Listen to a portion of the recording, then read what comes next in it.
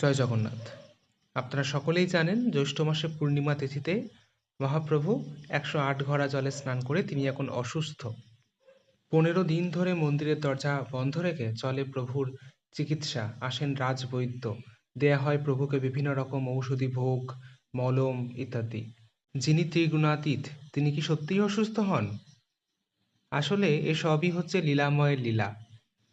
তিনি তার ভক্তদের বোঝান যে তিনি এবং তাঁর সৃষ্ট জীব অভিন্ন। 15 দিন ব্যাপী প্রভুর এই অনবসরকালে প্রভুকে নিবেদন করা হয় একটি বিশেষ পানীয় যার নাম অনসরপনা, এবং সেটি নিবেদন করা হয় ছানা চকাটার সাথে। অনসরপনা বানানোর রেসিপি আমি অলরেডি আপনাদের দেখিয়েছি। আর এই ছানা চকাটা বানানো আরও সহজ। এর জন্য ছানার মধ্যে চাপা কলা খণ্ড খণ্ড করে কেটে সামান্য কর্পূর আর গোলমরিচ গুঁড়ো দিলেই রেডি হয়ে যাবে ছানা চকাটা। অনসরপনা বানানোর ভিডিওটির লিঙ্ক আমি আমার ডিসক্রিপশন বক্সে দিয়ে দেবো। ধন্যবাদ।